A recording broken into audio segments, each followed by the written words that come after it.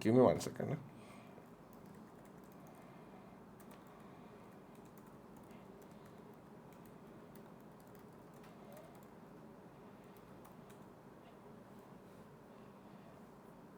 Perfect. So here we will be jumping into the learning objectives, where we'll be talking about the data types, and we'll think about different formats of data, as well as we'll talk about formulas, and we'll go through a basic set of functions, not all the functions, but a certain set of functions which will be questioned at the papers itself, as well as we'll talk about multiple pages, multiple spreadsheets, and how to add graphs and bar charts and so on and so forth, as well as we'll see how we can actually create multiple columns and different types of formulas to connect with each other, so that we can create a proper structure. Okay, perfect. So I'm pretty sure you guys know Excel by now, because Excel has been covered up in most of the subjects and syllabuses, and in the previous grades as well, right? So let's jump in and see. So guys, I'm using the Microsoft Office. Give me 1 second if I can try to check if I can change the color of this. General, turn off dark mode, close. Okay, perfect. So yes, so I'm using the version Microsoft Excel for Mac, which is version number 16.86. So this is actually the standard version, which was released back in 2021. Okay, so the version you might use will have slight differences. It might have slight differences depending on if it is a Windows, then Windows version has slight color differences and all, but the core concepts are the same. Okay, as well as if you are using Libre or OpenOffice or Sheets on Mac or Google Sheets, all have the same functionality with the same calculations, and everything is about 90% the same. Only the UI aspect of things are a bit different. Okay, super. So let's jump in and see how it works. So give me 1 second. Hold on.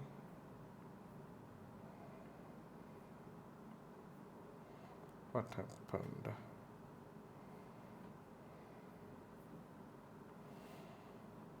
Oh yeah, okay, perfect, good.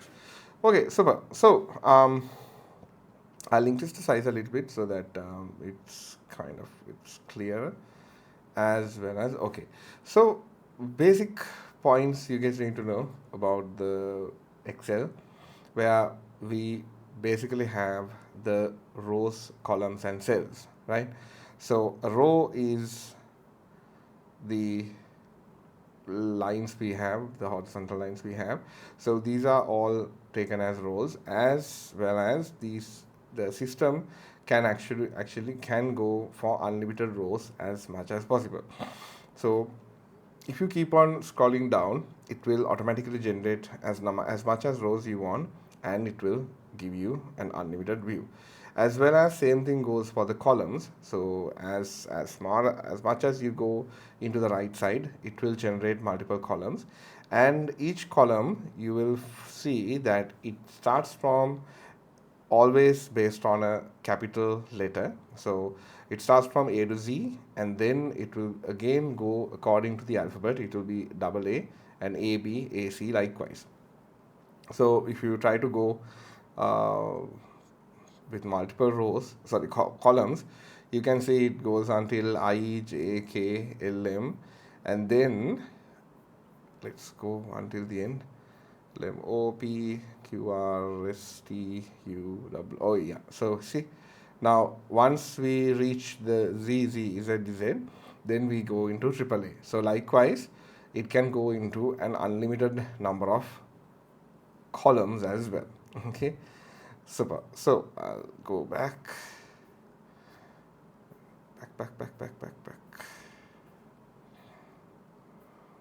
Nice. Okay.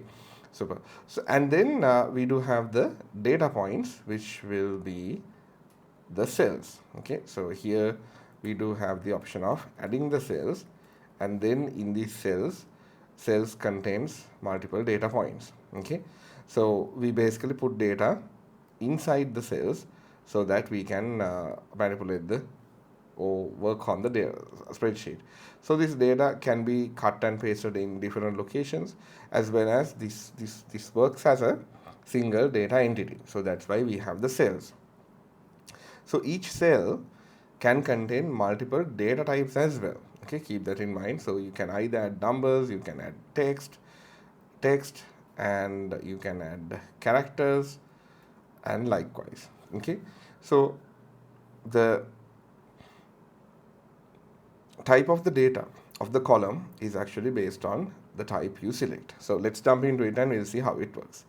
So when you select something, so when you select a cell, you can either select it from the mouse, or you have the option of navigating through using your keyboard. Okay, so when you select something, the selected cell will be highlighted. Okay, so you can either go back and forth with the tab button, as well as you can use your arrow keys to go up and down according to the selection you want. Okay, perfect. So now, since we know the basics of navigating through the system, let's try out and see how these things work. Okay, so now we need to learn about something known as the range. Okay, so the range is created in a way so that we can select a certain set of cells. Okay, so example, it's like this. So if I to add some numbers, okay, so I added numbers from 1 to 10, and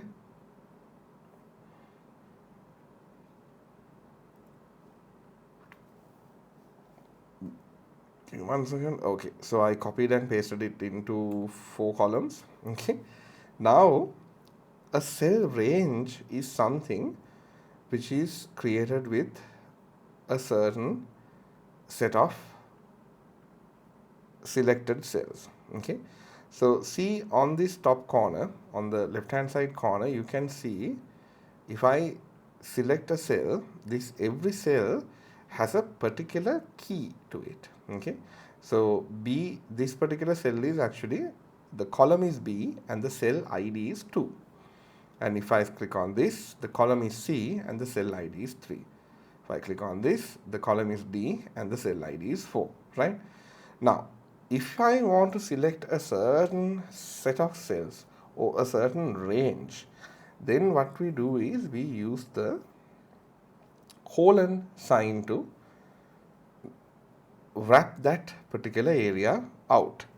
So let's see how it works. Now, let's say if I want to select, well, let's go to the formulas later on, but I will just show you how how these cells would, the range selection would work. Okay, so let's say if I want to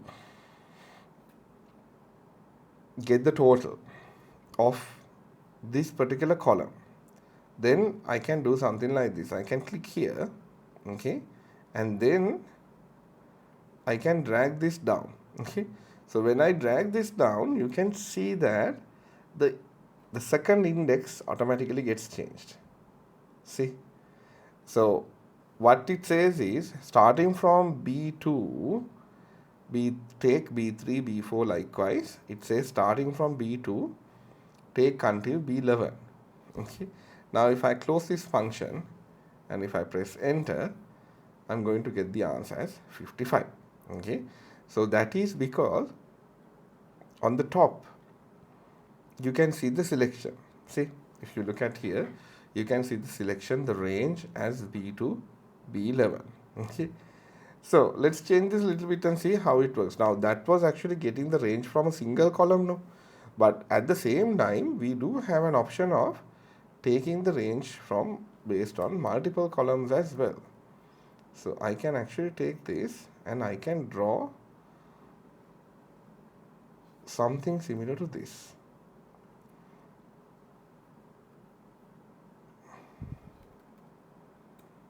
Okay, see now I get the answer as 220 because that is 55 into 4, right? So see how it worked. So if I click here, you can see the range. It says it starts from B2 and goes until E11. Okay, so when you select it, what it will do is it will take that entire range as a box, and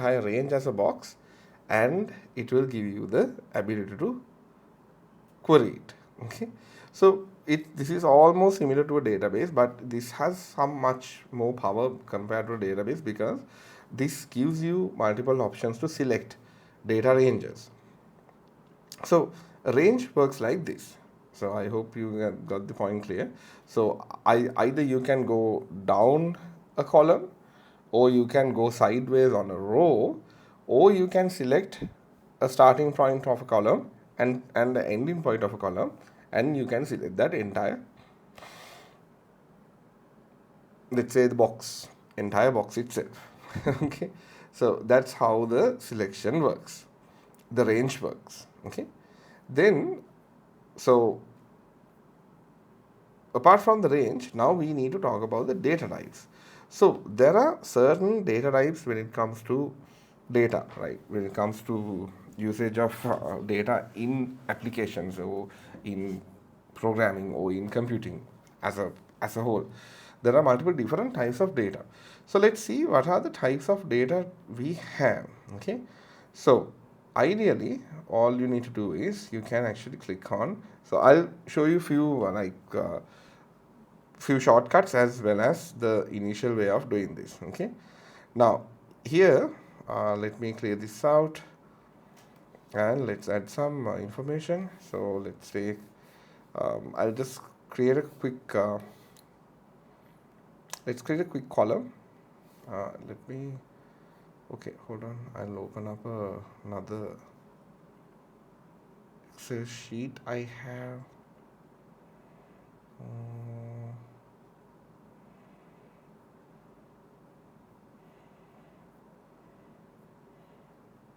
Give it a second.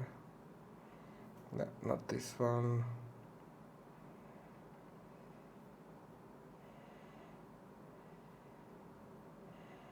Yeah, I'll just okay, let's try this. Try out this one. Okay, I'll keep this as well. Okay, so here if you look at this data set, you can see this is just a simple table with a certain set of fields. We have a student ID, we have a surname, we have a name, first name, we have a gender, we have a form tutor, we have a house, date of birth, and a bus number, right? So let's try out and find out how these data types can work. Okay, so when you select a data type, let's say if I type something in any of these cells, okay, you can see on the top, the ribbon, the controlling ribbon, you can see there is a drop down called general. Okay, so here if you click on this, you can see it says general, no specific format. Okay, so by default when you open up a cell, the data type would be set as general, no specific format. Okay, so how it works is, the reason this is created is so that you can add whatever the data type you want. So it can be text, it can be a number, a date, a long string, or any sort of a data type you want can be contained in the cell. After that, you do have two options. So let's say if I add a number here, if I add a number as 2000, okay, now then if when you click on this, it says it's general, but you do have two ways of changing this. Either you can click on here and you can change the data types from here, or you do have the option of right clicking on the cell and you have an option called format cell. Okay, so when you go into format cell, that will also give you a pop-up where it will show you this particular drop down the details which is in this particular drop down. So but now the system has been made easier, so you have the drop down to directly go there and change the data types. So here also you can see we have general, number, currency, accounting, date, time, percentage, fraction, scientific, text, special and common, custom, right? So before we jump into these set, let's try out the custom one. So when you go to the custom, this is where things get a bit interesting, because using the custom type, you do get the option to come up with your custom data type, right? See, there's a certain set of definitions which you have. So all of these are actually comes inbuilt. So example is you have the different types.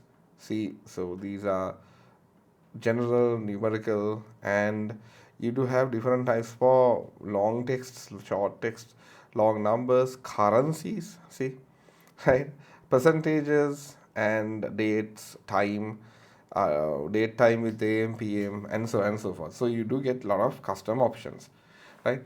Okay, so I just showed that to you just to get an idea about what we are looking at. So let's see how this works with the numbers. Okay, so the numbers, they work with the specific way where you can actually click from general, and you have the option of selecting a type. Let's change the type and see what happens if I change this to number. Okay, so when I change this to number, if you notice, automatically 2 dots, the decimal places starts to appear. So let me change this to number again, the general again. See, now when I change this to general, automatically it gets removed. But if I change this to number, then automatically that particular value got changed. Okay, now this field is designated as a number. Okay, so why do we need this? Primary reason is that when this is designated as a number, you really cannot enter anything else. So if I click on this, I can enter a number, and if I try to enter something else, then that data type will be invalid. Okay, the reason this goes as numbers is automatically based on the data type you have entered, it will add some more features. So let's jump in and see what are the features we get. Okay, so starting from currency. Okay. So the currencies, this is something which is really important for us, because let's say if we are making something like a document which we have like different prices mentioned, right? Then in that case, we will obviously need to have the currency. So let's try this out. So in this table, I will add another column called, let's say, fair. Okay, now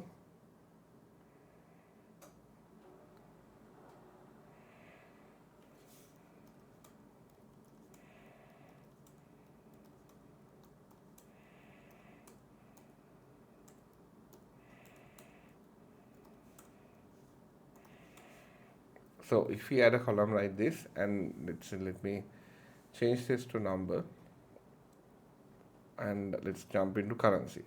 Okay, now you can see when I change it to the currency, you can see the currency symbol automatically appears in the front. Okay, now let's say we want to change the symbol. That's also straightforward.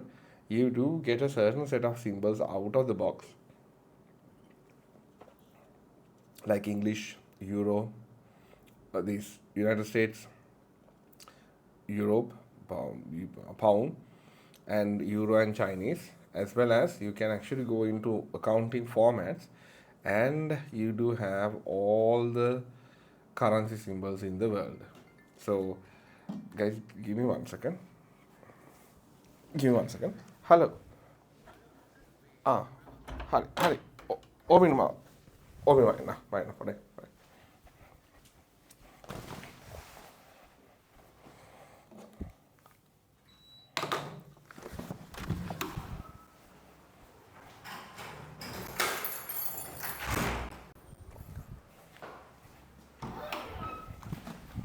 AC එක දාලා තිනවා මෙතනින්.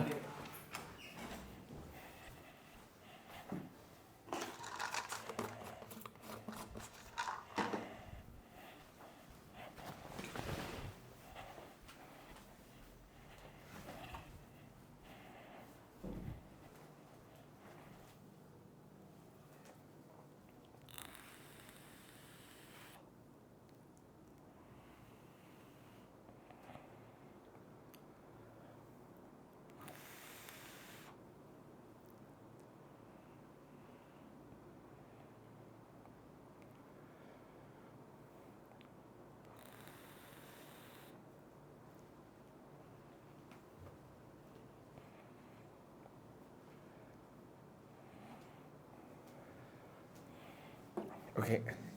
Yeah. Sorry. Super. So the list of currencies. So we do have a main full list of currencies. So if you check, we should be able to find Sri LKR as well. See, we can find LKR as well. If I check this, automatically the currency will be set to whatever the currency format we have, we require. Okay, so this will make sure that the data type is intact when it comes to the currencies. So at the same time, we do have the percentages as well. So the percentage values, they basically created as proportions. Okay, so let's say let's try this out. So let's put 10 and let's change this to a percentage. Okay, so if I change this to a percentage, automatically it would take the percentage as a single value. So if I put 5, then it's 5. If I put 10, it's 10, and likewise. Okay, so if it is 100, it's 100. Okay, so the percentage will basically display the value as proportions of whatever the value which is already there. Okay, so in particular case, if you want to add, so since it's the percentage, no, okay, so let me delete this, let me change this to general. Okay, so if I add 20 and 0.2, okay, let's see what happens. So if I change this to percentage, you can automatically see that it became 20%. And if I try to change 20 into percentage, then that's going to do a bit of a change. That's going to change it to 2000. Okay, so it's basically so if you are planning to convert some sort of a value from an existing value to a percentage, then of course you have to be careful. The value must be in as in a float value, because then it would automatically convert it into the proper order. Okay, so then we have the number. Number is what we tried out. So let's say 200. Okay, and I'll change the is to number. Okay, now in this case we do have few options, because now based on the decimal places you can increase or decrease the number of decimal places. So see, notice this button on the top. So you can actually, so you can either remove all the decimal places if you don't need it. If you need it, you can actually add 2 decimal places as well.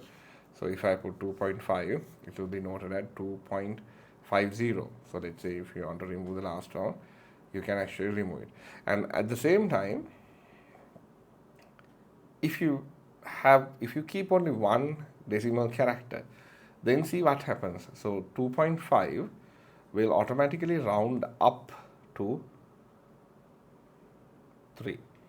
Okay, so then if this is the case, then if I add 1.5, I'm going to get the value as 2. If I add 3.45, then I'm going to get the value as 3. But if it is 3.55, then it's going to go up as 4. Okay, so that's the point behind numbers and the details, the number of decimal points. Then we have dates. So dates are actually something quite important when it comes to creating tables, because obviously we will need date information, right? So let's try this out and see if what happens when we change this to date. So when it comes to date, we do have 2 different options. We do have a short date and a long date. Okay, so let's try out the short date and see what happens. So if I select the short date, what happens is that, let's put a date, 25, and press enter. See how it got transformed, right? So since I put it as the short date, it automatically changed the date into a short form. But on the top here, if you check this up, you can see that the date is actually, the value is certainly there. The value hasn't changed, right? But the display value has changed. So this is the short form now. So let's see what's the long form is. So if I go with the long date, then you can see, I'll have to increase the width of this. You can see you get a full date displayed here. Okay. So this long and short form dates comes out of the box as it is. But let's say if you need to change this, then you can click on more number formats, and then when you go into dates, this is where you will get all the date options. See how many options are there. Let's say if you just want to show the month and a year, or let's say if you want to just show this in a different format, because why do we need this is mainly because most of the time different countries, they do use different date formats. Okay, so it's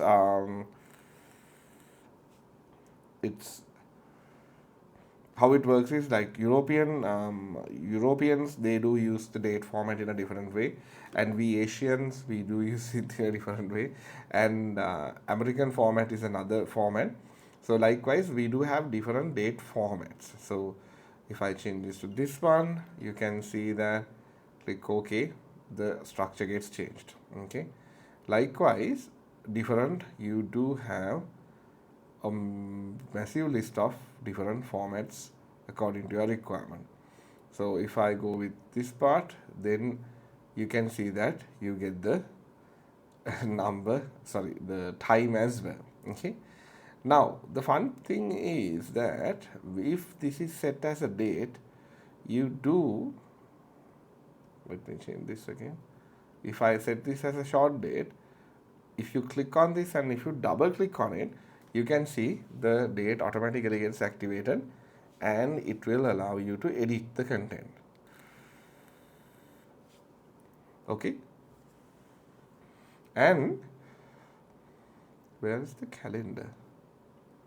Yeah, so if you try this on a different a browser version type of a thing, like Google Sheets, then you will get a calendar as well. So when you click on this, now here these are also dates, but when you click on it, it changes to a text, like a number date, right? But what exactly happens is, if you take something like Google Sheets, then that will actually show you a calendar, and it will make it easy to select the date format. Okay, super. So I hope the date is also clear. Then let's jump into the time. So the time again works in the same way as the date. Okay, so if I set it like this, and if I set to time, you can see the value got changed and the data type got changed as time. Okay, so let's see how the time can be changed. So if I go into more options, okay, so either you can click on here and go into the options, or you have the option of right clicking on this and clicking on format cells. Okay, both does the same thing. Same as dates, here also you do get a lot of options. So sometimes you might have to show the time, date and the time, as well as sometimes you might have to show the time in minutes, hours, and so on and so forth. So if I select this one, then obviously this will go into 24-hour clock, And likewise, we do have a certain set of different dates available. Okay, nice. So let me check this. Okay,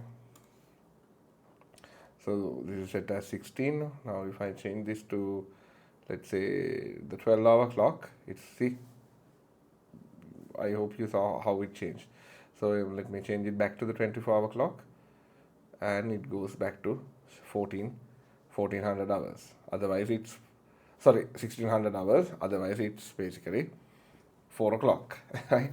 So that's how that validation works. So then again, we use this for multiple different purposes when it comes to date ranges and so on and so forth. Then you need to make sure that you just need to try it out and see. There are multi different types as well. So if so one more example, I'll take a number. So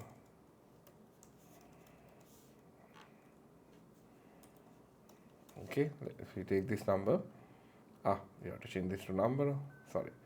So I hope you saw what happened. So when I tried to change it, initially it became a number, sorry, it became a time, because the time validation is not set. So when it comes to numbers also, you do have a lot of different types of numbers. So by default, it will go into negative numbers as well. So it goes up and down both ways. But if you really want to set it only into positive numbers, then you do have the option of setting that as well. So if I set this, then this will not go into a minus value. See, if I put it as minus 100, the color gets changed. If I put it as 100, it is shown as 100. Okay, so if I must 1 minus 1, then this is highlighted as to mention or to show the user that it is a wrong value. Right? Okay, so that's about numbers in Excel. So let's jump in and see what we can do with the cells. Okay, so there are a few options in the cells. So we do have the option of merging and so on and so forth. So let's jump in and see how it works. So let me open up a blank workbook again to see how the data structure works. Okay, perfect. So merging a cell is similar to what we did with last week on HTML, where we used to merge cells together using the call spacing, and merge rows using the row spacing, right? So similar to this, let's say if you want to create a single cell using all these 7 cells, then simply you can just click on merge center, and the details would be merged into a single cell. Okay, so in this way, now if you click on this, you can still see on the top left hand side corner, the cell is actually still having its own original cell location. See, so the cell location, even if it spans throughout the worksheet, the original cell ID is still going to be the same. Okay, so in that way, it will make sure that it will maintain its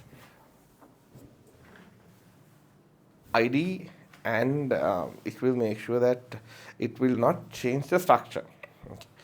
So let's try this out. So what I did was I merged a certain set of cells in the row, as well as you do have the option of merging a set of cells in a column as well. So if I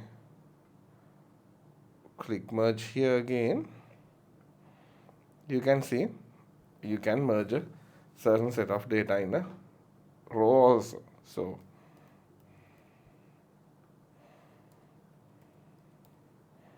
likewise, see, so cell merging is being used in multiple locations to basically to make sure that the cell structures can be merged together, and so that we can actually create a proper data structure. Okay, so let's see what we can do. So there are a few options. So what I used was merge and center, but we do have certain options like to merge across a certain list and to merge cells, and at the same time we do have the option of unmerging cells as well. Okay, so let's say if we want to unmerge this, so see how what happens if I run this up automatically. Now since this is still using the B3 cell, right, so the B3 cell was actually merged with the rest of the cells in that column. So now if I stop this, see automatically it jumped up and it returned the data set, whatever the data which was there in the cell, into its original starting position. As well as if I unmerge this as well, then see it will automatically bring it back to its starting location. Okay, so that is how we merge and unmerge cells. So where would we use this will be mainly we will be using this to create proper table structures, because you might get an in multiple places you might get the option to connect a certain set of cells together, so that these cells will act as a single entity. Okay, so that's the one we use the merging for. Then we jump into an important point called text wrapping. So the text wrapping is a certain point we need because the cells have a fixed width to it. Okay, so most of the time we do not use tables to contain bulky data. Okay, so bulky data means like if it is a long paragraph, then usually we do not use a cell to contain a long paragraph unless if we really need it. Let's say if you are building something like a task list, and in that case you really need to have that in the cell, right? So if it is such a requirement, then we can see how we can use the text wrap. So let's check this out and see. So if I go into the sheets and if we add a long text here, okay, I'm just going to type some words, okay.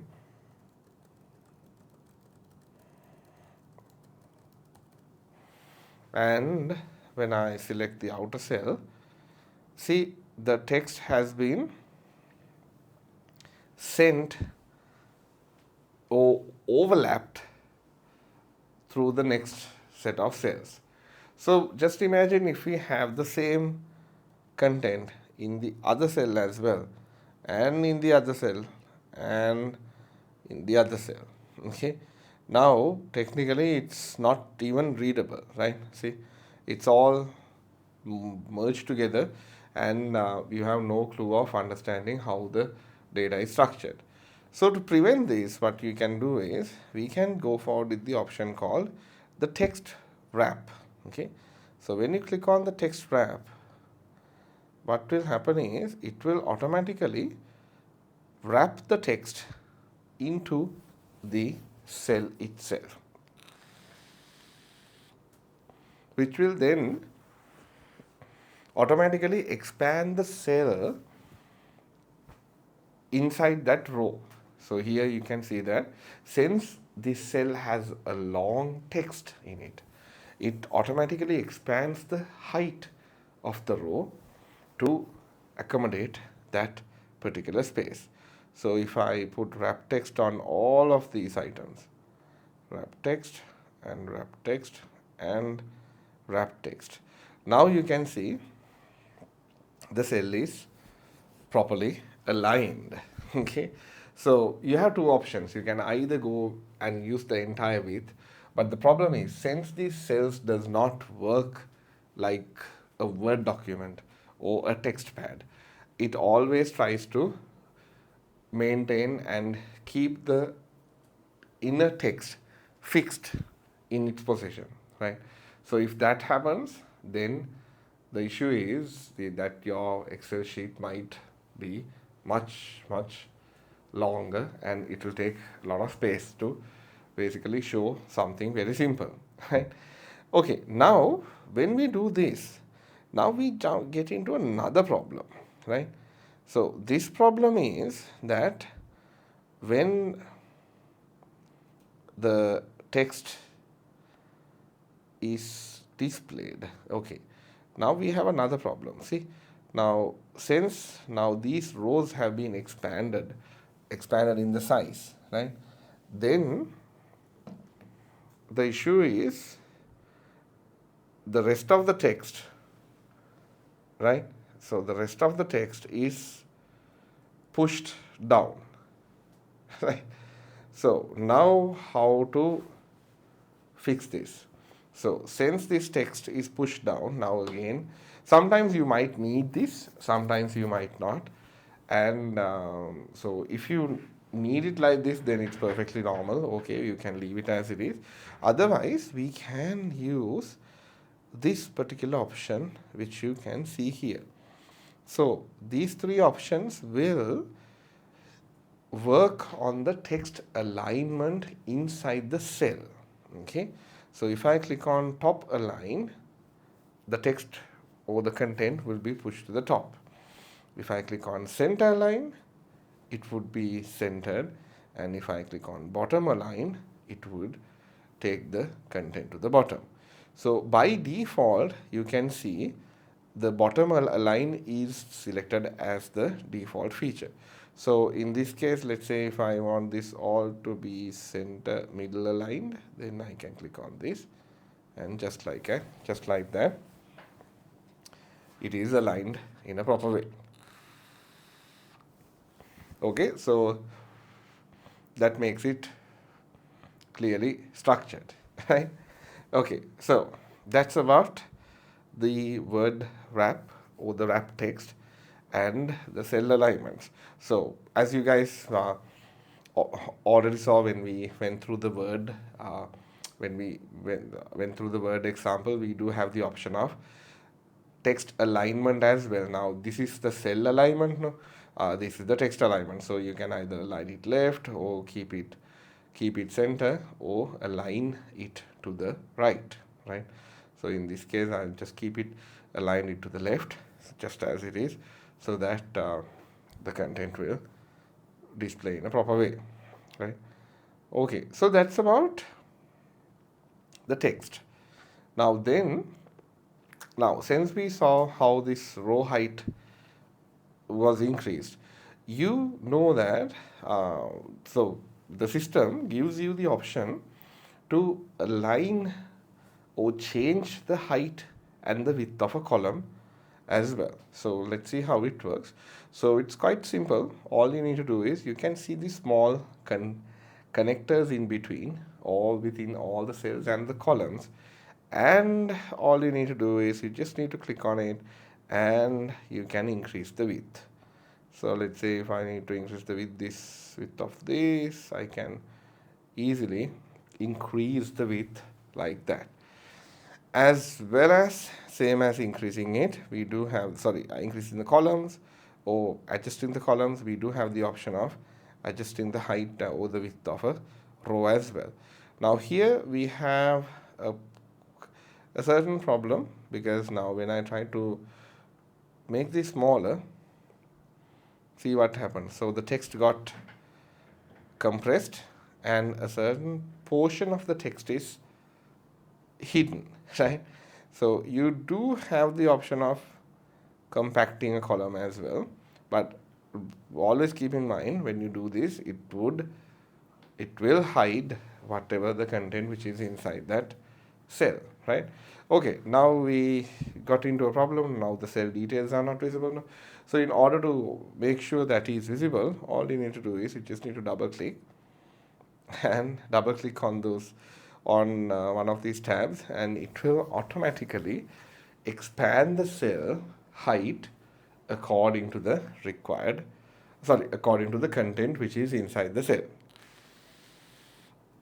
Okay, so that's about the the row adjustment. But if you double click here as well, you can see it will automatically align itself according to the available space.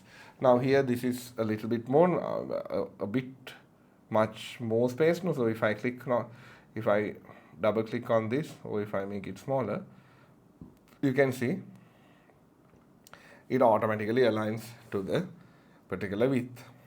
So that's how we align it, as well as we do have an option of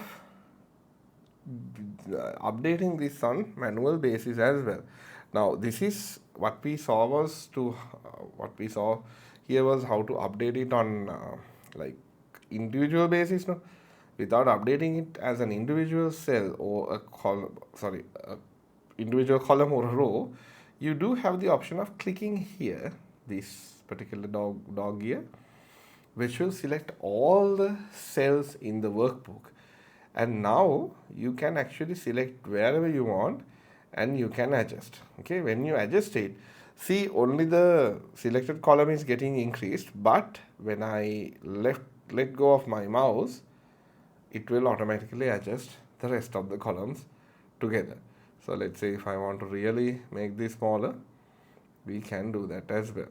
Okay, so same thing goes for the columns.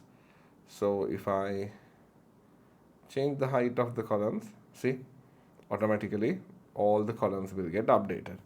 So that is how we update column heights and row widths on bulk basis. Okay, so then let's jump back into the document.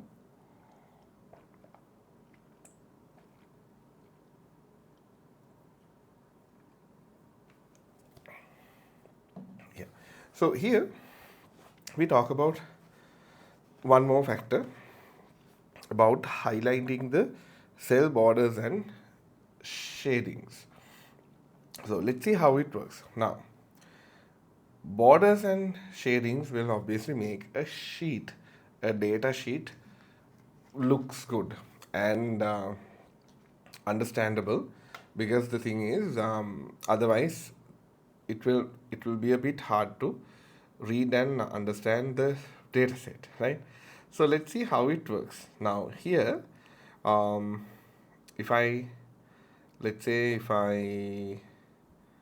if we take this one, let me reduce the text. Otherwise, okay, it's automatically adjusted, right? Nice. And then let's try to copy paste this and see whether it will work.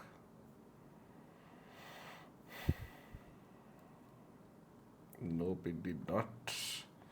Okay, so let's quickly type it down. I think we can easily do that. So I'll space it out just to make it easier.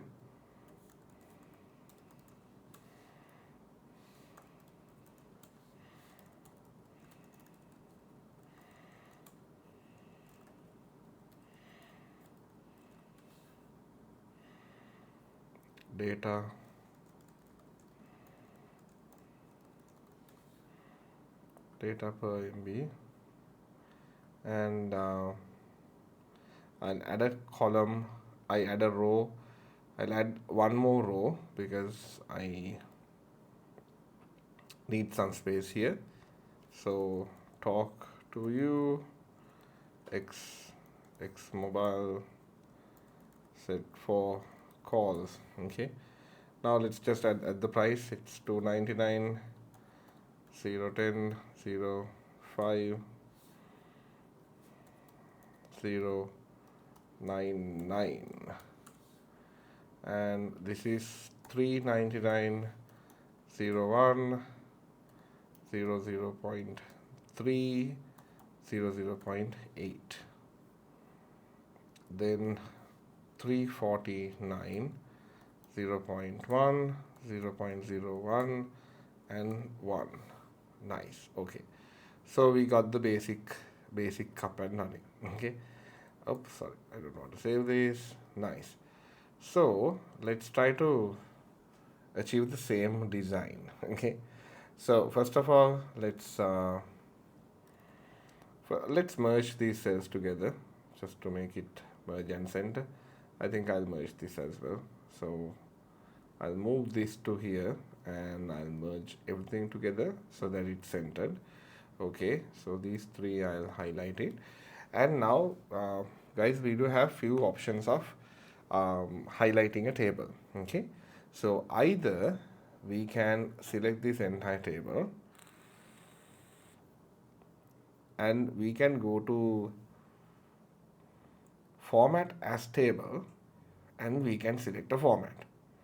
Okay, so this is one way of doing things. So if I click on format as table, this is asking where the data is. So when I select the data, you can see this is the content is formatted as a table. Okay, now let's jump into it a little bit later on. I'll show you guys how to highlight it first. Okay, so what I showed you was the straightforward way of doing this, but that was just the 2-3 clicks, like one click way of doing it. But then again, now here we have a custom border line. So let's see how we can add the custom borders. First, let's add the colors, right?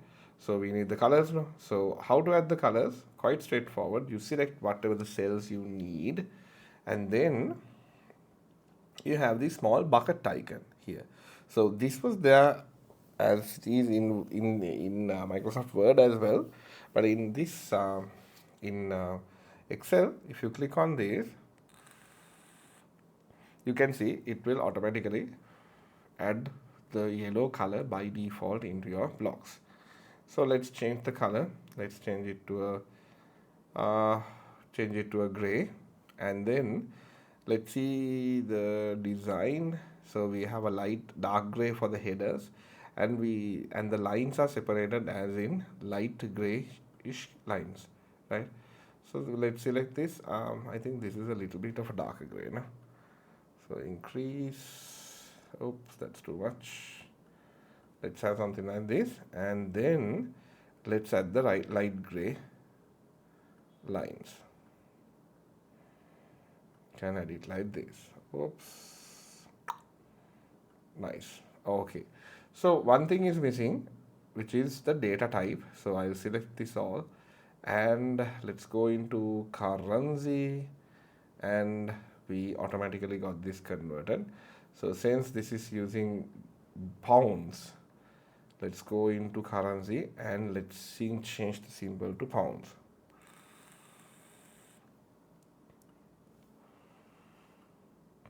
And just like that, we do have the design, right? Okay, so now we have the colors, but if you take a look at this closely, you can see that this table contains borders, right? So it has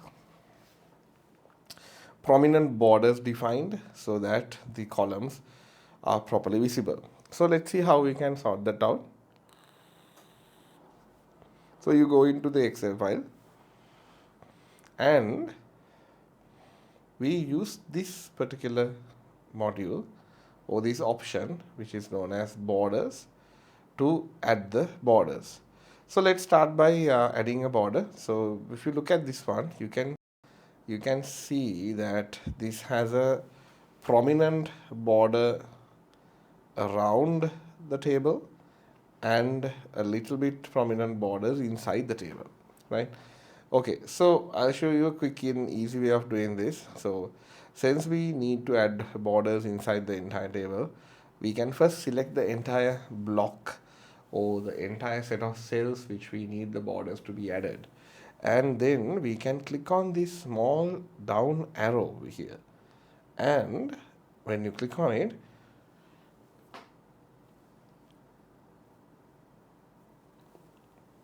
you can see all the available borders are there. Okay, so let's try it out. So first we need a all borders added? No. So let's add all the borders. So let's, when you click on this, now you can see this prominently, this prominent border is added, right? You can see this.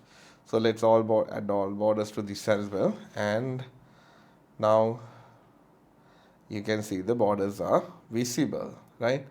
Nice. Okay, but now if I look at the design very closely, you can see, if you look at the design very closely, you should be able to see this outer border is actually a little bit darker, right? Darker with, it has a little bit of more prominency compared to the inner borders. So for that, quite straightforward, all we need to do is, in the border options, we do have the option of adding a border only to a side as well. Okay, now here you can see border bottom, top, left and right. After that, we have no border, which will basically remove whatever the borders which is already there, as well as we do have all borders, which is the one which we just used, and we do have an option only to get the outside border as well. Also, we do have an option which is known as a thick box border. Okay, so let's try this out and see. So for this, we have a problem. So let's add the thick box border. Okay, now you can see the border is prominently visible, and you can add here, and you can see the borders are now added, right? Now in this case, we need to do a slight change. So since the bottom border needs to be a non-thick border, I can just add the bottom, I can select the bottom border here, which will then replace the thick border with a normal border view. So when you look at this, now you can see the structure is properly created, right? So that's how you create the base structure. Then let's jump back in and see what is left to do. So we added the border, and we added the data, and yeah, almost 99% similar. Okay, so that's how you handle the borders. That's how you add the borders. So let's jump in and see. So these are the options we just learned. So we have the border options, as well as we have the option of filling it with colors, right? Okay, so I'll quickly show you another option.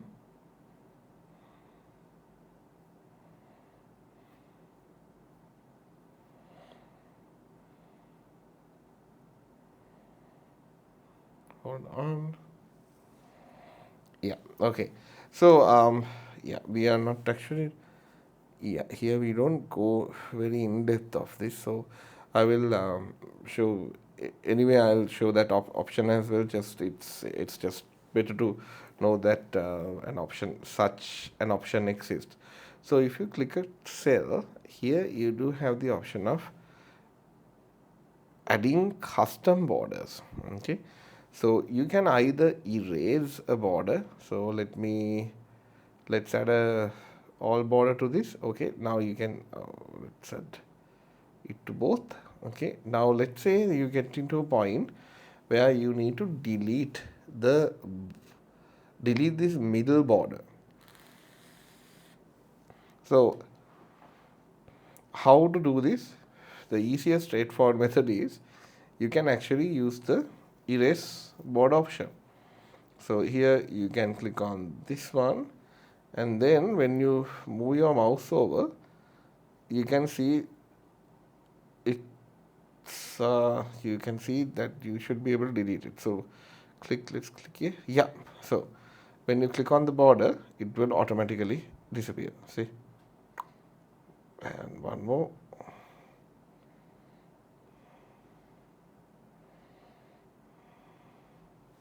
like that, you can actually delete all the borders in a particular page.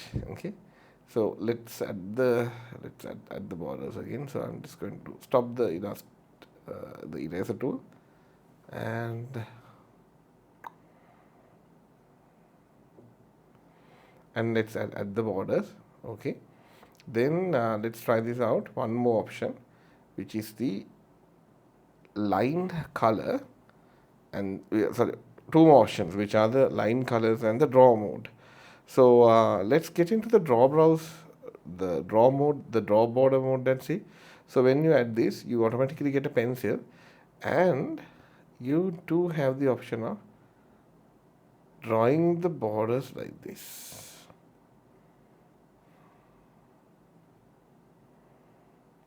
Cool. Okay. Yep.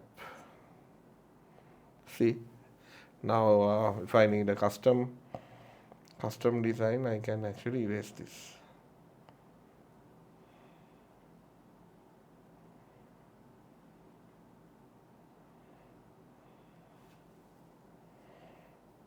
Did I erase one more thing? No. Yep. Okay. See, likewise, we have the option of erasing and drawing custom borders as well. So this enables us this basically gives us a full custom view on how to change the content, and it will basically let you draw the content. Okay, so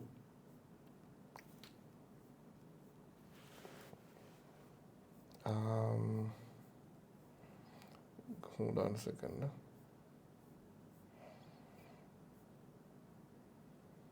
Yeah, so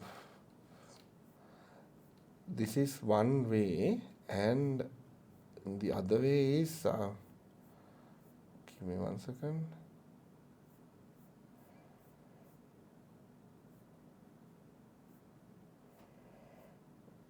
I'm just wondering on sorting.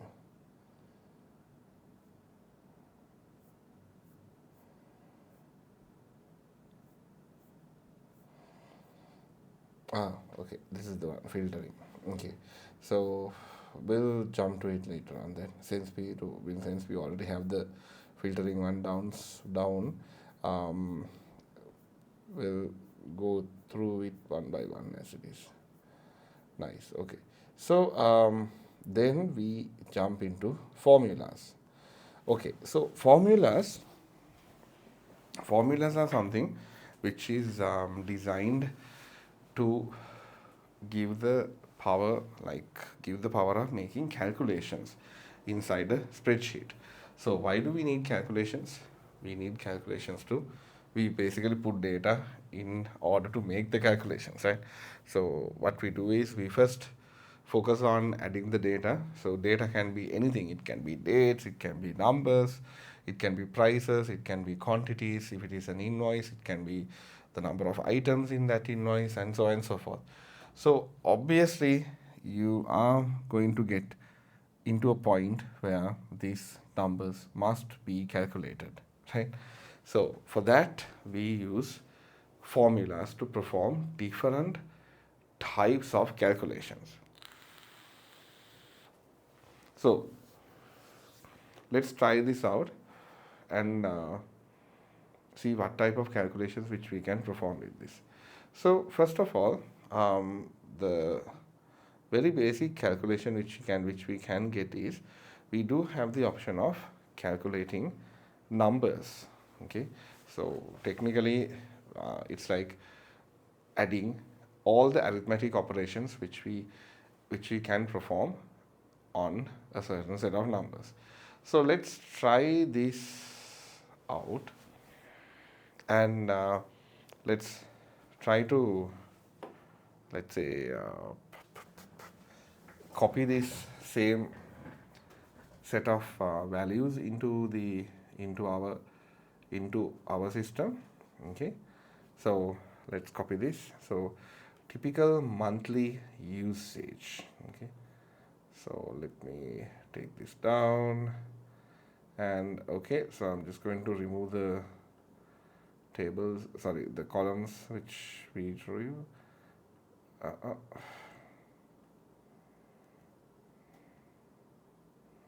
No borders. Okay, I just removed everything. So let's quickly add this total typical monthly usage.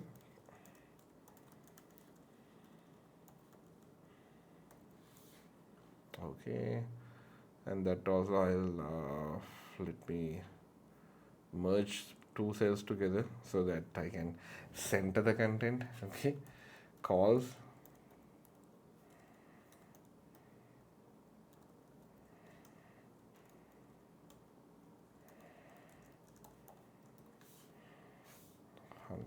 $150, $300, $500. Okay, so let's highlight this also since it's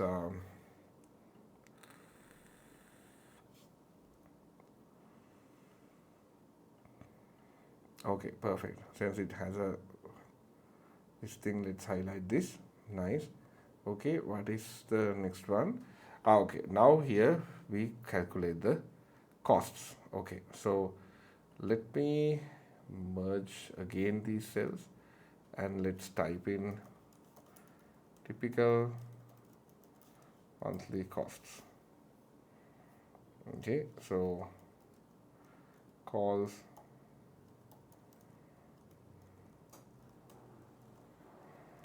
texts,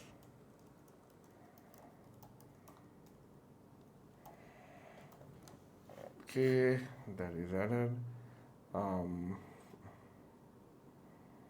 Let me add the borders also.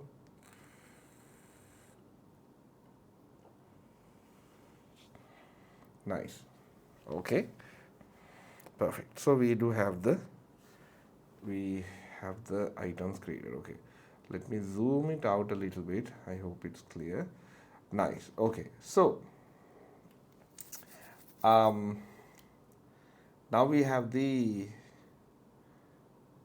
option to try out few calculations. Okay, so different calculations, different prices.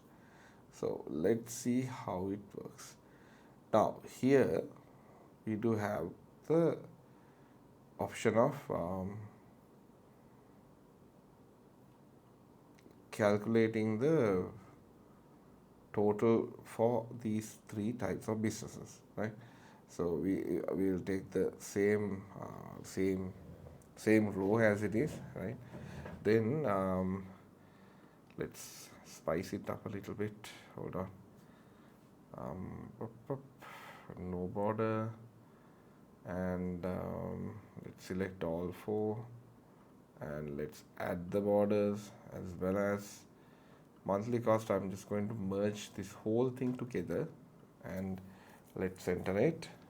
Nice. Now let's add the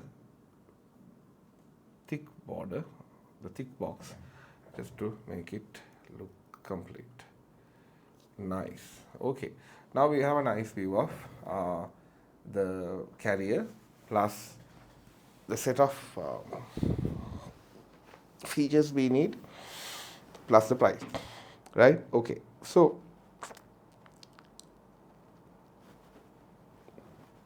let's calculate the monthly minutes. Okay, how much minutes we are going to use, right?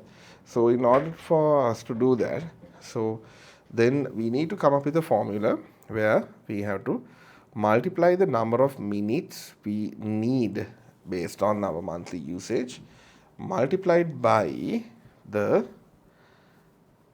typical cost per minute, right? So in order to do this, we start with the equal sign. So each let's say each formula must start with an equal sign. Okay, so here what I do is I put the equal sign and then the calculation goes like this. So calls per minute, it's one cent, right? So I select that, and then what do we need? We need to multiply, right? Multiply is mentioned using the asterisk sign. right? And then what's the value we are going to multiply? It would be the value which is going to be the number of minutes which we will be using to, sorry, which we will be basically consuming, or which we will be talking, right? So we select 150. So perfect. So the formula is done. Now what we did was we took the amount minute, which is the cost per minute, and then we multiplied it using the number of minutes which we are going to talk, right? Okay, now all we need to do is press enter. So when we press enter, see what happened. Automatically the calculation worked. Now if you look here, you can see that the B2, B5, right? B5 multiplied by B11 is the answer which you can see under the calls per minute. Okay, so now we can do a little bit of a magic. Okay, so let's jump into this thing and see. Now if you look at this one, the rest of the columns should have the same data also, right? So here what you can do is you can actually click on one of these small edges. See, now the cursor changes. So now I have the white cursor, and if I move my cursor here, that white value gets changed, right? Now I can drag it to the right, which will then replicate the same value. Okay, so this works on rows, but this actually does not, sorry, this works on, this works on single columns, but it does not actually work with multiple rows. So in this case I will have to again change this. So I'm just going to press plus and 10 into 150, enter. Again we need to get the multiplication, so we get 10 into 150. So likewise you get all the values in, right? Nice. Okay, now let's get the second one. So let's see if this works. Now since the text is under the same value, see, text is under the same value, let's try to click on this and drag it to bottom. Okay, see what happened. So what happened was 99 B6 text multiplied by B12. Yep, it's 15. Nice, we got the value. Now why this thing got broke? Okay, nice. So let's try to drag this again and see how it works. So this is clicking here and dragging to the right, and no, it didn't work. Okay, perfect, no problem. So equal text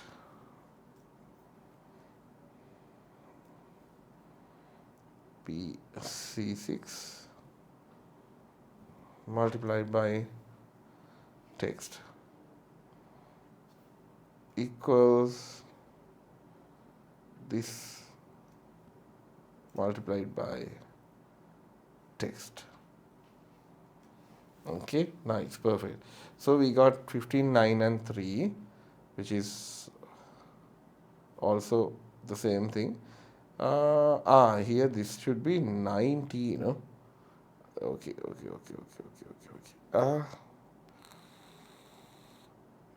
Yeah, no, I made a mistake.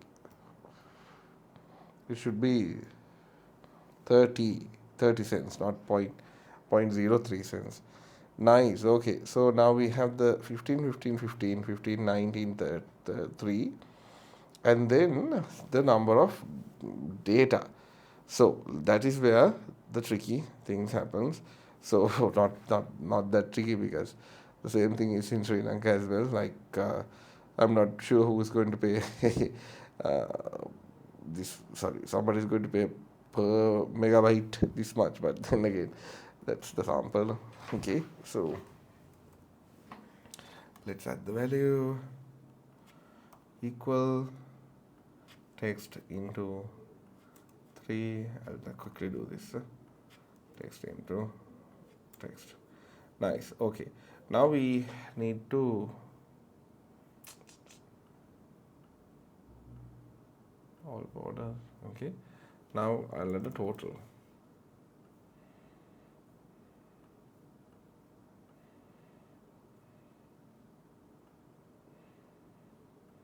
Okay. Nice. Okay. Now we need to get the total value, right? So for that we do have functions, but let's go old school. +1 plus plus.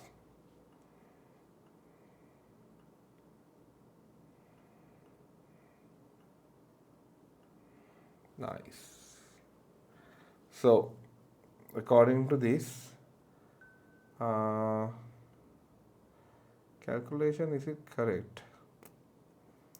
D6 data into this data into this. Okay, so yeah, we have 495, 400 and 500 as the values, and then when we calculate this all together, it would basically give you the total price. So here it's 15, it's all 15, but you can see that the data, the number of megabytes will basically go up to about 500 pounds.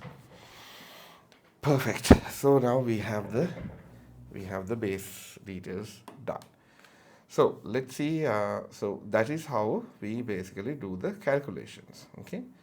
Now the calculations can be done with multiple items.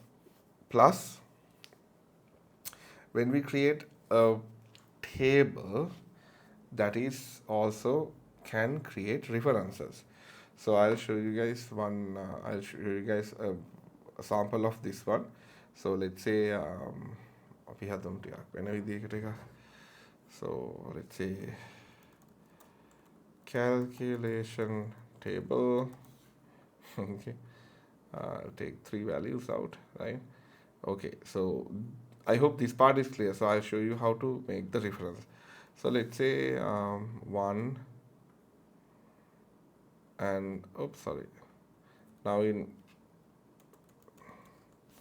Excel we do have option. If it is a number sequence, we can actually select the number sequence, and then if we drag it down, it would automatically complete the sequence. Okay.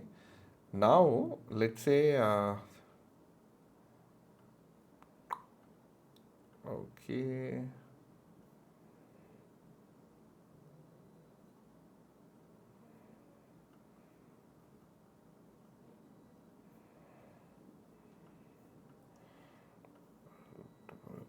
Like this. Nice. Okay. And let's make things center and perfect.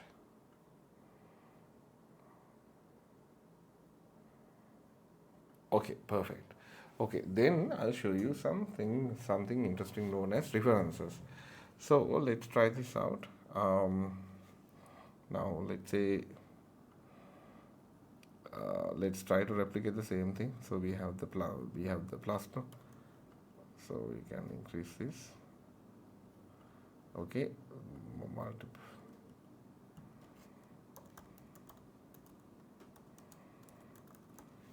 multiplication table. Then we can actually create a reference. So we can create a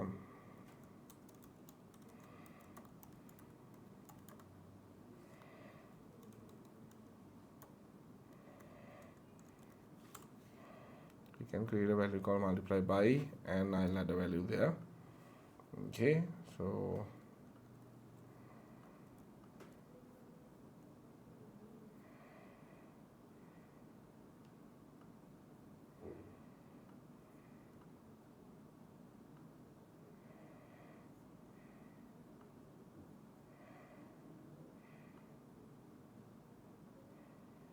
Okay, yeah.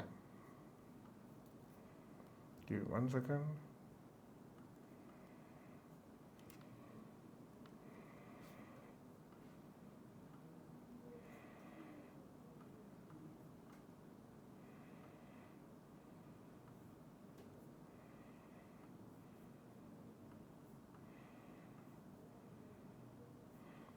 So let's do something like this. And then we do have the multiply by value downside, right? Okay, so let's try this out. So this is known as a reference, okay? So you can press equals and you can actually select a value from a sheet and you can save that as a reference. Now what happens is, whatever the value I change,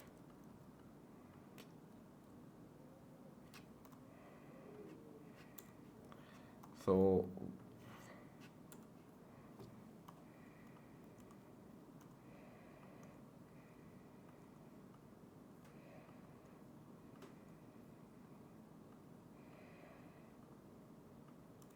likewise, so whatever the value I have changed, now this works in an interesting way.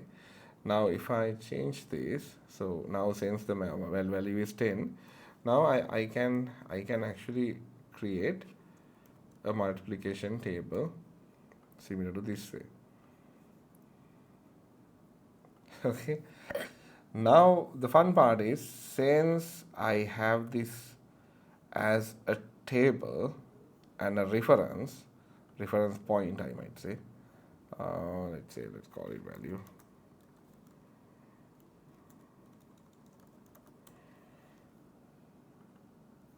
Okay, now if I change this value, see, since this is a reference,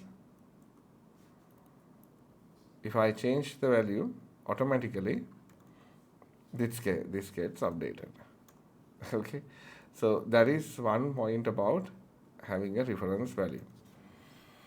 So I just showed you a quick example on how to get this reference values done. So these are quite interesting, which will then actually let you expand your calculations according to whatever the requirement you need.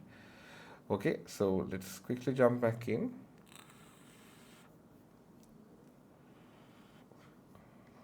So this is what I just showed, absolute cell referencing. Then let's try this out.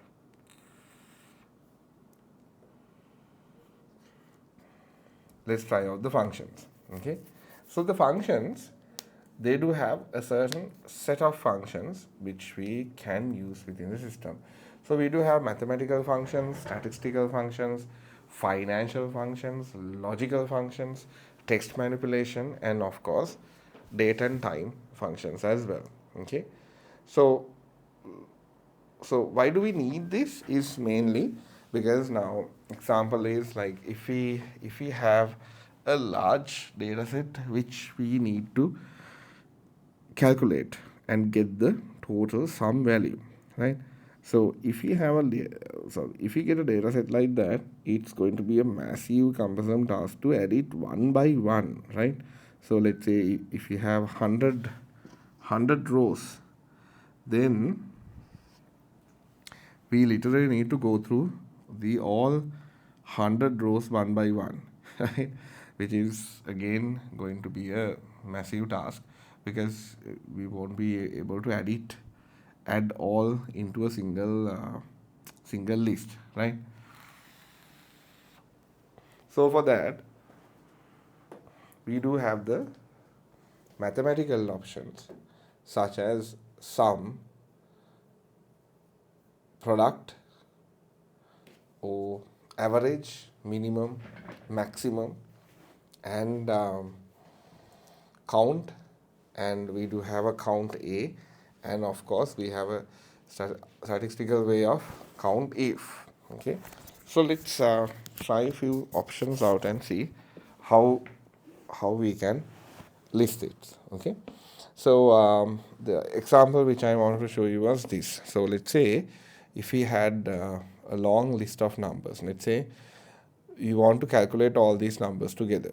Okay, so how to do this in a specific way? If you do not use one of these functions, then it would be click and plus plus plus plus plus plus plus plus and plus and plus. Okay, so you have the option of taking it like this, but it's okay because since this has only 10 rows in it. But let's say if you had 1000 rows, then technically it's not even possible for you to manually do this, right? So it will take a long time to do this. So in that case, what we do is we can use the sum method, sum, and then so this is a function. That means we need to use the brackets, and after that we can actually select a range. Okay, so as I showed you earlier, we have the option of selecting a range of cells. Now here what I did was I selected from K4 until K13,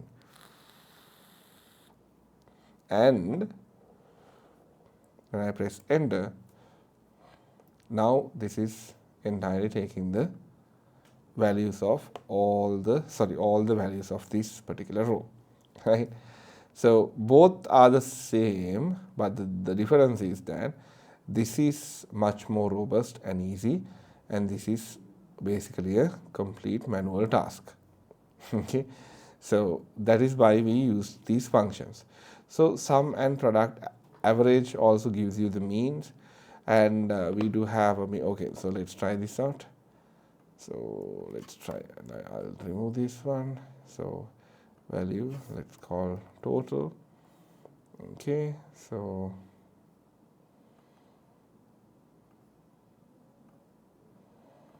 let's see how it works. So sum, and I'm going to select all from top.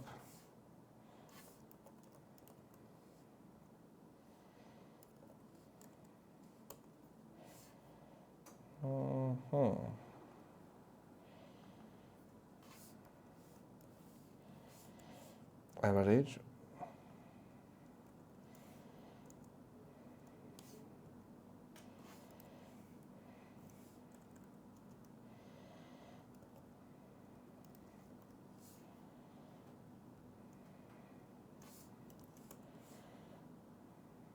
Okay, and what is minimum, min and max?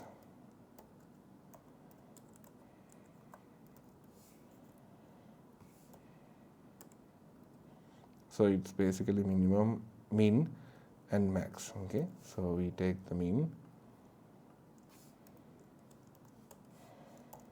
and we can get the max as well.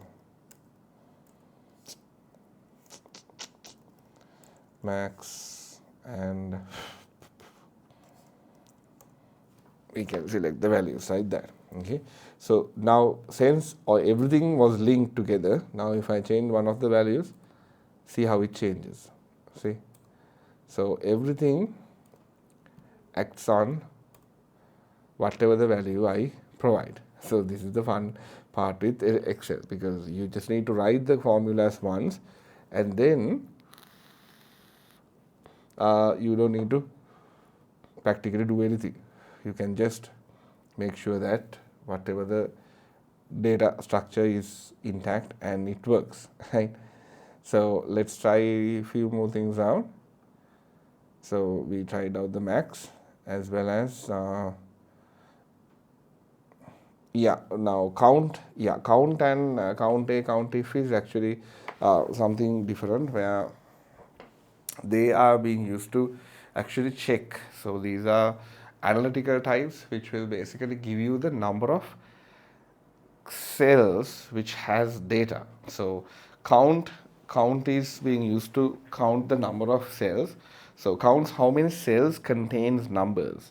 So let's say if you get a huge data set, and you need to count how many cells has data in it, or how many cells has numbers in it, then you can use count to basically analyze and get the number of cells.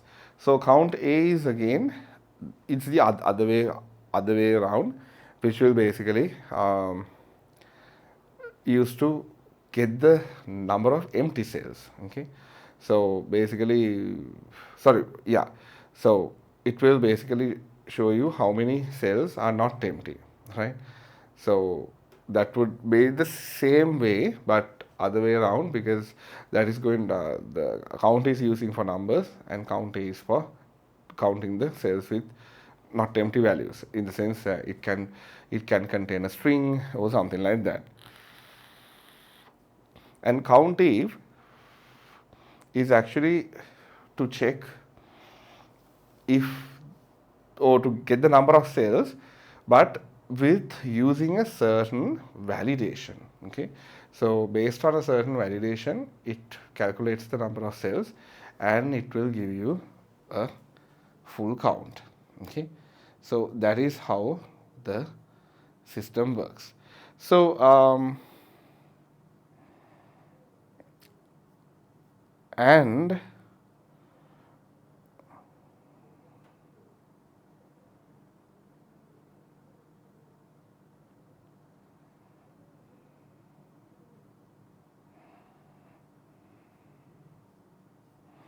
give me a second.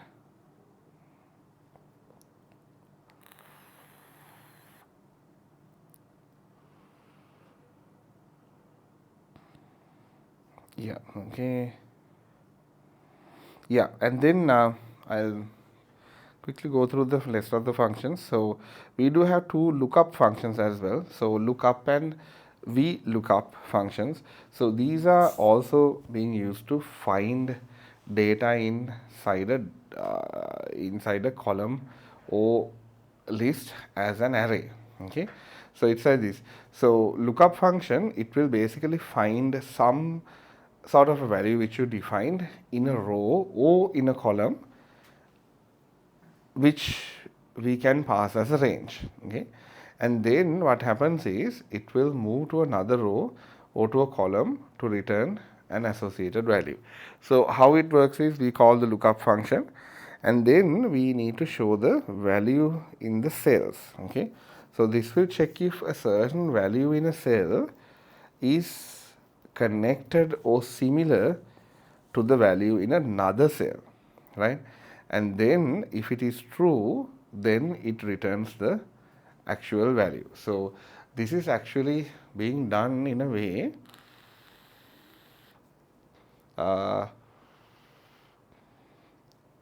let's say if you are creating a grading list. Okay, so sometimes we do have a grading list where it will say that okay, let's just take as an example, take your results at your school, right? So every result has a specific grading allocated to it now. So in this type of a gradings list, we might have a list mentioning what type of grading you are going to get. So example is like 0 to 30, sorry, 100 to 90 A, and 80 to 70 B, and 60 to, sorry, 70 to 50C, and likewise, right? So then the issue comes at a position where your system has to go through this particular grading and to show according to the number value what grade you have received, right? So in that type of a situation, we can use the lookup function to compare your grading with an outer external value and show the details. As well as the VLOOKUP function, this will basically the first one looks for a value inside the column, and the second one basically looks for the first value inside the column, and then when the value is located in the column, then it will check for whatever the given location and show the value. Okay, so that's about the lookup. And then we do have logical options as well. So logical options are mainly to show logical values. So if will literally allow you to check if a value is equals to a certain value and then perform a task. Okay, so let's try the if condition out and see. So we can write something like this. So let's say if logical test. So let's say if the value, if this value is equals to 3, then you can say, okay, value is 3, value is not 3.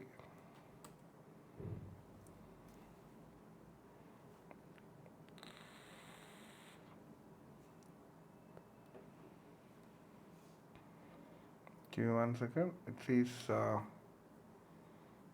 what did we change?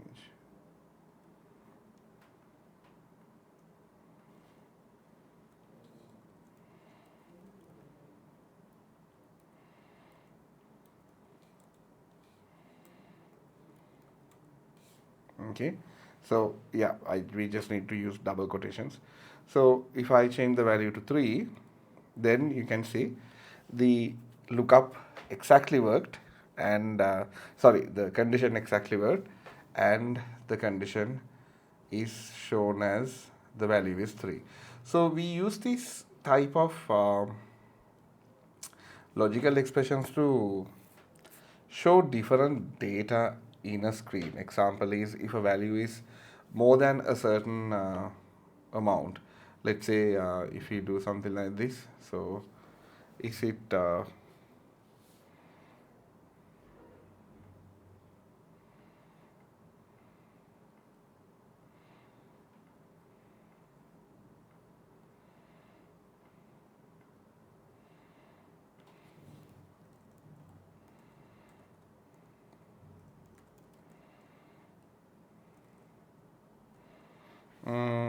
let's do it something like this.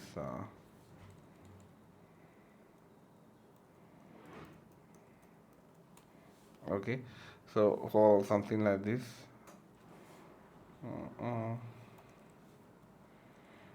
it's expensive. We can say if this is greater than 5, greater than, let's say, 500, to say expensive, affordable, affordable. Okay, so it is expensive, but let's change the costs. So here this says it's expensive, so the primary changing point is with the data. No? So let's change the data to 0.3. Okay, it automatically changed. Now you can see immediately the end value, this thing changed to affordable. So let me check this to something like just $1, and it automatically changed to expensive. See, okay, so that's how that's that type of a situation we use the if condition. So if condition has the first as the first value as the condition, and then we do have the second value, which is the true. If the condition is true, then the second value is executed. If the condition is false, then the second value is executed. So guys, keep this in mind, because this second and the third values, so the true and the false point of the condition, these two can contain other recipes or other formulas as well. So we can say if it is true, do this, and then if it is false, do this, as well as we can actually we can chain the number of actions together also. Okay, so it's a bit of a complex, like if you want, you can make it complex as well.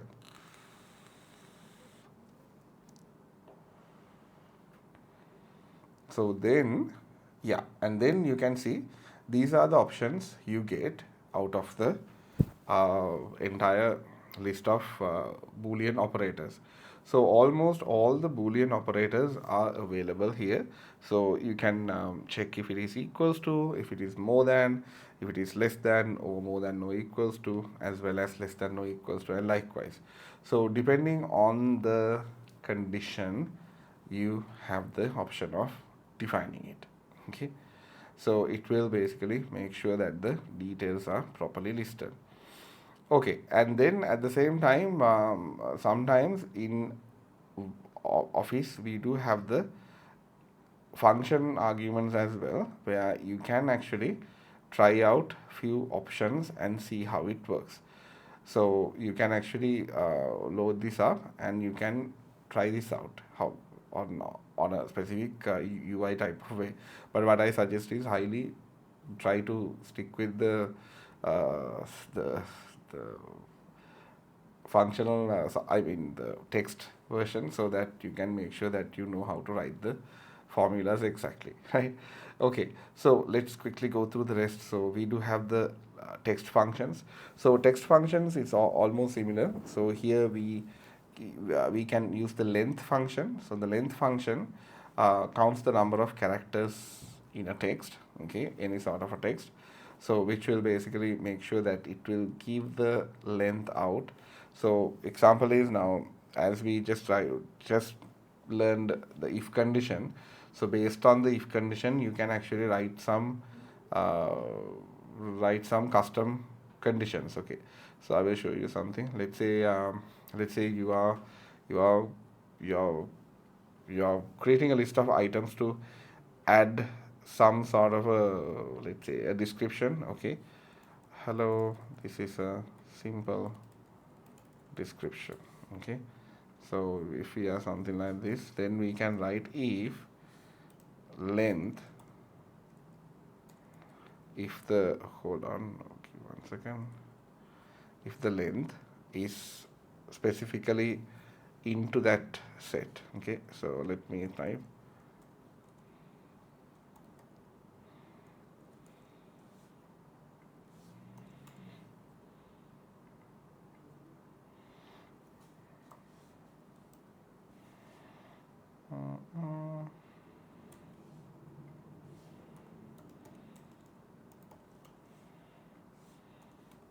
Okay, if the length, so here I took the length function, so here length, so we can say if length is greater than, let's say, 10, say good, or let's just say bad.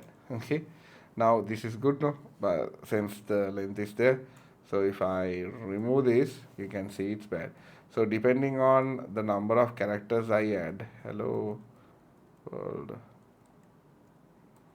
welcome to, see, depending on the number of conditions, that automatically gets changed. Okay, so this way it will actually make it it will give you more functions. Okay, so at the same time, now I wanted to wait until the end to show you this one. So when it comes to these formulas, we do have something called the formula builder as well. So you can actually click on a cell and you can click on more functions, and you can see all the functions which is there in Excel. Yes, there's a massive lot of functions, and don't worry, uh, these functions, all of these like 90% of these functions will not be mentioned in your exams, but yes, we do have a massive lot of functions which you can use. Then so those are the main functions which we are going to talk about. And then give me one second, how much more is there? Okay, we try to go through this as fast as possible. Okay, so yeah, and then okay, so that is how the functions work. And then excel excel sheets, they do provide another feature where okay, hold on, I'll save this.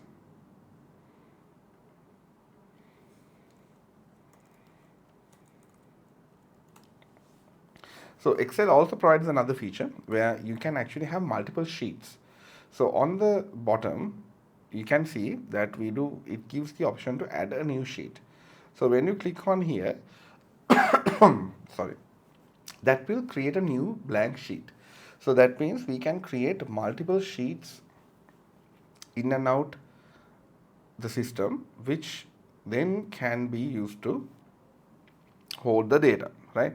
Okay, let's say you have one sheet where you have all the data mentioned here, right? Now, just think if you want to list this data on a different page. It's quite easy to take it out. So all you need to do is you just need to click on equals and you can actually go to the first sheet. Okay. Now, since you press the equals sign with inside the cell, that means that cell is already selected as a base of the formula. Okay. Now, what happens is, see, still that selection is active, right? Now, if I click on here, what will happen is that in the formula, it is selected as a specific way. Okay, now if I press enter, I get the value. Okay, so see how it's structured. So it says sheet name and the exclamation mark and the cell number. So let's say if I need to get the B21, I can say sheet 1, explanation 1, B21. So let's see if I want to get B22, it's it's affordable. See, the value which is already here is being thrown now. So let's get C21, and let's get sheet 1, C22, expensive. So let's take CD, D21, and you get the values, right? Okay, so let's get all the values from the other side. So this is B3. So let's take equals sheet 1 B3, sheet 1 C3, and sheet 1 D3. See, so you can actually transfer data back and forth of all the sheets like as you wish. Okay, so let's jump down. So that is the cross reference thing, and then we do have the filtering option. So filtering is quite straightforward. All we need to do is we just need to make sure that we set the data list as a table.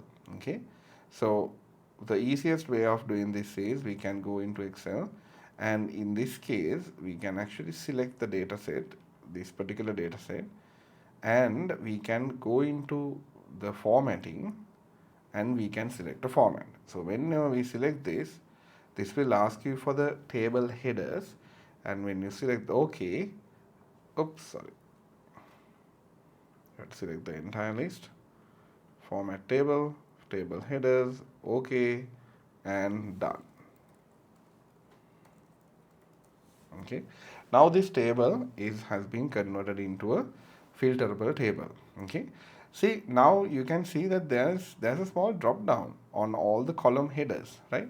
So let's click on this and see what happens. So if I click here, you can see now I'm getting a filter option.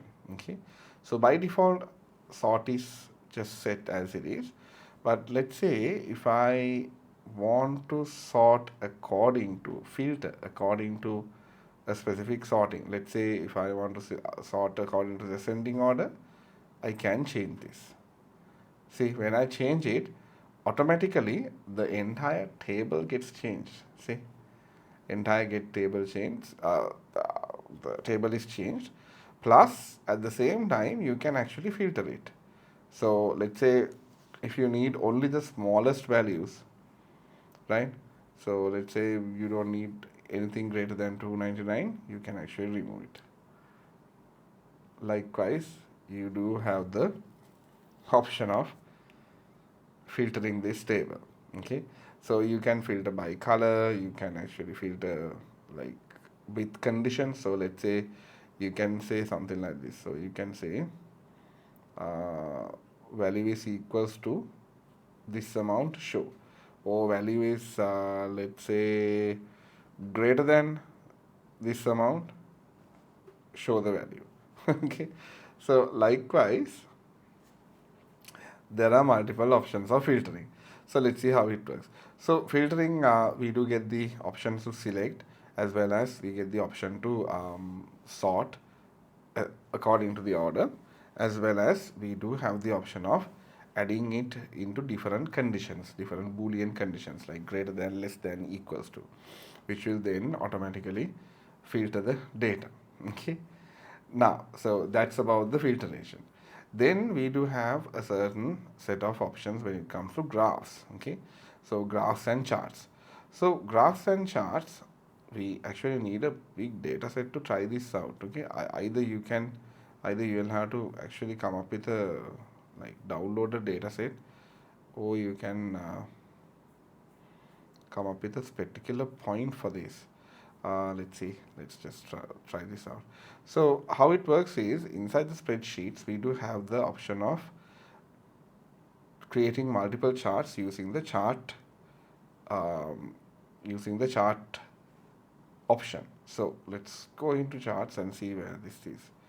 So when you go to, got it, when you go to insert, okay, so inside the insert we do have this option called charts. Okay, here under this window we have few available options. So let's try it out and see. So we do have column charts like this, which will go up to 3D.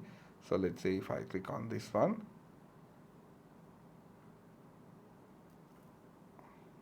I'm getting the chart area. Now after that I need to select the data.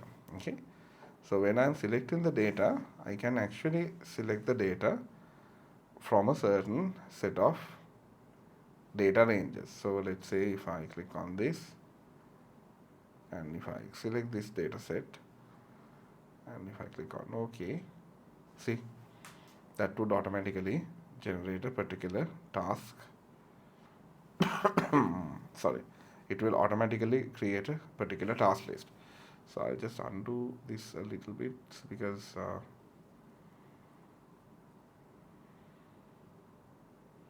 all our numbers are mixed up, that's why. Since I sorted it,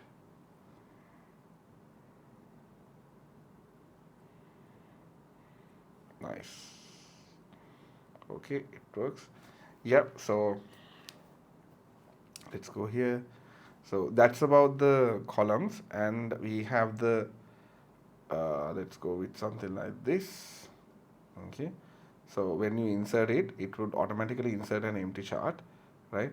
And then you have to select the data. So when you are selecting the data, it would be selected like this, and press enter, and then it would automatically draw a chart.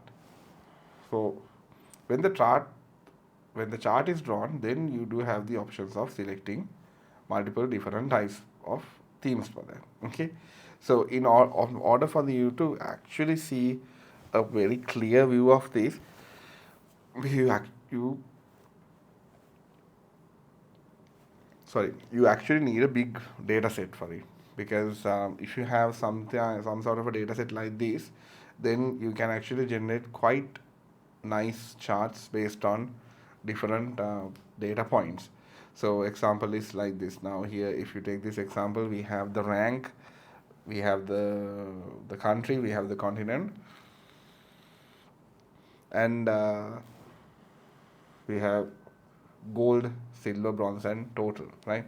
So how it works is, now when you select the data set, automatically Excel will actually draw this particular chart. So since these values are repeating, it would actually take the repeating values and perform the calculation it needs, and it will automatically show you the details. Okay, so same as that, so if you look at the same data set, you do have the option of creating something like this as well. So it all depends on the number of columns and the data set you have, because without a proper data set you won't be able to visualize it. Okay, and always remember guys, this visualization is again something really important, because data, there is no point of having data if that data cannot be understandable or usable, right? When we talked about different types of data, we talked about it where we analyze the data in a certain way, so that later on that data can be visualized, which can be end of the day processed into information, right? So this visualization is the point where it will make sure that the data is properly understandable by people. So same way, you in, so same way you can actually use the line charts as well. So depending on the data set, now this is a data set of global sea level temperature. So you can see that based on the values, you can see the temperature abnormalities are mentioned, and due based on the data set, this would basically then let you select and see how the data is visualized, right? And at the same time, we do have the scattergrams as well. So the scattergrams will need a data set similar to this one. So this is basically a data set with the age and the salary and the height. I don't know, there's no correlation between these three items, but yes. Okay, so now you can see when when you take this, so since there is no correlation between this, you can actually use something like a scattergram, which create an idea. So here you can see how salaries changes with the age, and how salaries changes with the height, right? So that would show a clear view about how it basically structures. Okay, and then yeah, at the same time, this would actually let you generate maps as well. So you can use something like vectors and illustrations to generate different types of images and maps based on a certain type of data sets. And then yeah, and then final point about printing. Okay, so when it comes to the printing, we do have something called a page print view. Okay, so how it works is, now this is also one of the important points, because now if you take a sheet like this sheet, we can go as much as possible, much as we want into the left side and to the bottom, right? But as we know, printers have a strict file size, right? A printable area. So we have the A3 printers, and we have the A4 printers, as well as we have plotters and large printers. But then again, depending on the printer you have, we have to set up a page size, right?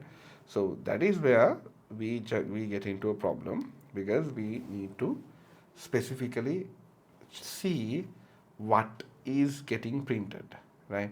So so just if you look at this screen, you know that all this information will not be able to put into a single page, right? So for that, what we can do is we can click on view, and here we do have the option of getting the page break view. Okay, so when we click on this one, now you can see according to the selected page size we have, this is showing you a view of this particular page. Now let's say we'll go to the page layout, and if you go to the page layout, you can see how this will be printed, right? So it's going to be a bit of a confusing thing, right? So how to fix this is, now first of all, we can actually go to the page layout, and we can select the size. Okay, so here in this case, this is selected as A4, so that's the standard size. And then what we can do is we can actually adjust the margins. But of course, you have to be careful because sometimes your printer might not be able to accommodate these small margins. So if that's the case, then it's going to be a problem. Now, since we know that the content, the data is compacted into the layout, now what we can do is we can actually slowly reduce the sizes of the columns and get it aligned to the exact size like this. Like guys, now we have the content aligned accordingly. So now if I go in back to the page break view, you can see that my content is now aligned into the page, right? So if I add more content, so if I add some, so if I add more content on the bottom, it will automatically expand, right? But let's see up to what extent we can go.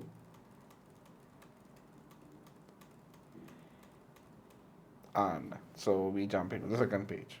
See, so there's a certain extent. Now this is exactly the size of an A4. Okay, so if you go into the page layout again, sorry, view again, and if we go to the page layout view, now you can see it has jumped down to the second page. So at the beginning, while you're making the slide, sorry, the sheet, you don't have to worry about this as much. But the thing is, there will be a point, because now when you are trying to print it, you might have to check this and find out if this data is properly printable. So you do have another options as well. Now in this case, the page orientation is set as portrait, no? So you can actually change this to landscape as well. So if you change it to landscape, then you can see how it works. So this can actually, there are more details which we can actually squeeze into this. Like I say,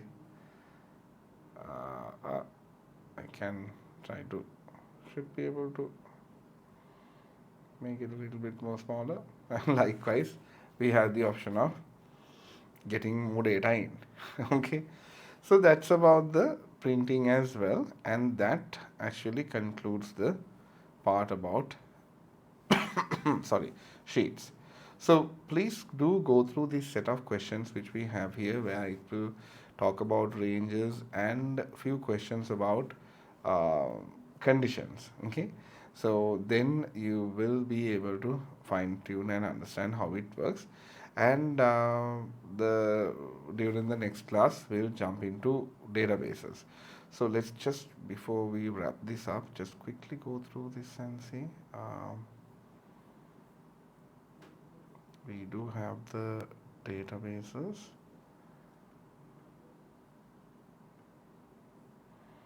Which is running on Access, and that is it. So from the next week's class, we can literally wrap this part up. Then we can of course start into getting into questions and thinking about working on the practical side of things. So far, okay. So any questions so far?